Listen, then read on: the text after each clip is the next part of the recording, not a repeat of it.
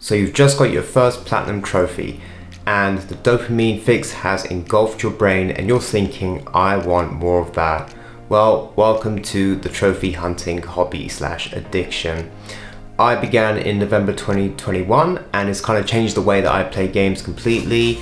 I play more games that normally I don't think I would have, so it's kind of expanded my tastes. This video is going to give you 8 tips for beginner noob trophy hunters. So if you've just got started, you've got your first platinum and you kind of don't know how to get more into this video is for you. Tip number 1, quite an obvious one, but research the games that you want to platinum.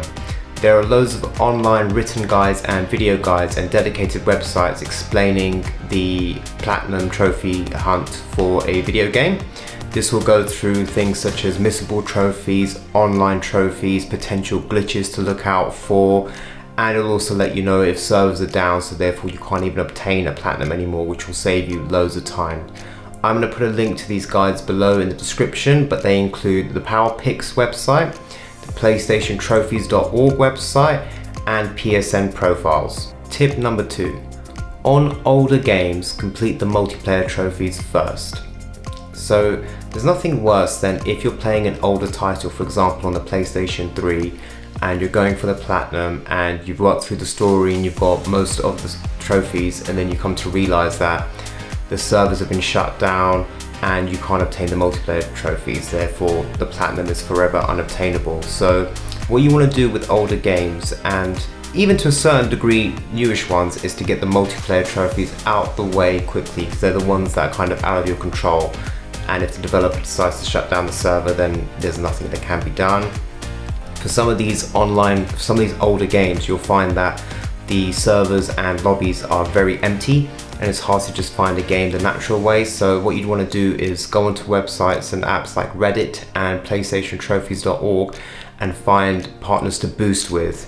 Which brings us on to our next tip. Tip number 3, boosting.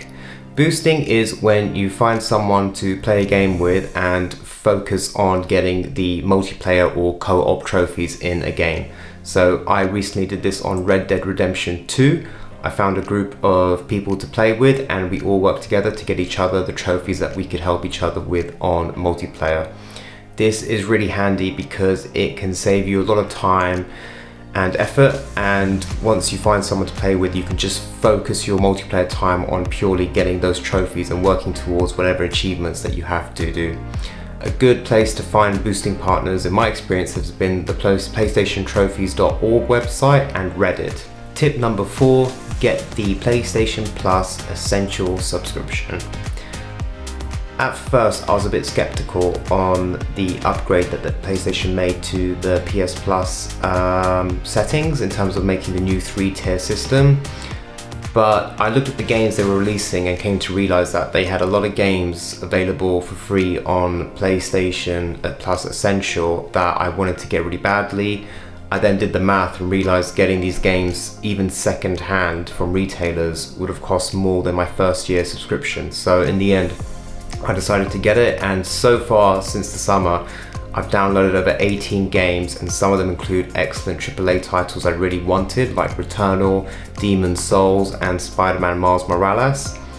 And since the summer I've earned 5 platinum trophies just playing purely on games that I downloaded from PS Plus Essential. Tip number 5 is external storage. This kind of links in a little bit to the previous tip, whereas if you're now going to start downloading loads of games from PS Plus, then what you're going to want to do is improve your storage in either your PS5 or your PS4. So currently in my PS5 I have an M2 SSD with a heatsink, and I recommend getting a minimum size of 2 terabytes.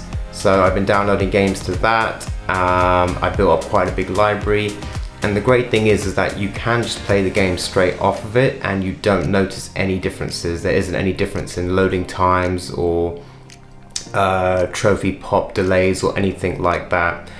If you're still on the PS4, I would recommend getting an external hard drive, which is what I used to have previously last year when I was playing on PS4. Again, I recommend getting 2 terabytes, then you can just kind of store all of the games that you build up in your collection. Tip number 6, using the PS Deals app. So this is an app that I found about a year ago, and this would be really great if for whatever reason you can't afford a PS Plus subscription or you just can't access it. This is a really good app to get on the App Store.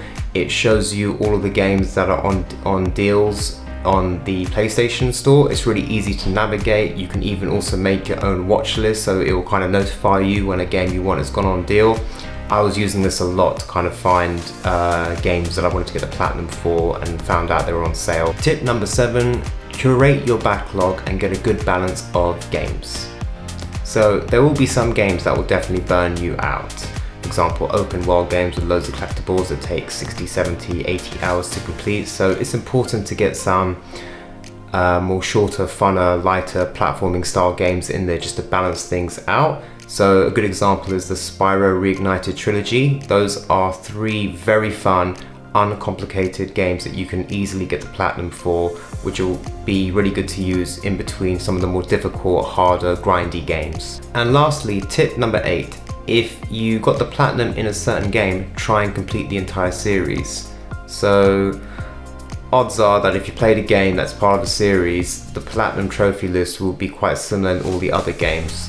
So if you want to increase those numbers and you already enjoyed that game, I'd highly recommend completing the entire series. For example, I have all the platinum trophies in Far Cry 3 all the way through to 6, including the spin-offs, Primal and New Dawn. I've also got all of the platinums in the Uncharted games, including Golden Abyss on the beta.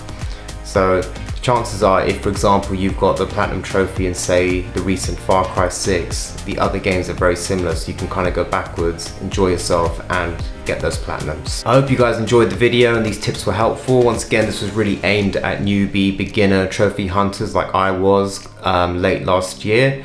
So if you enjoyed the video, please hit the like button, and if you want to see more content like this, please hit the subscribe button. That would be amazing. Take care.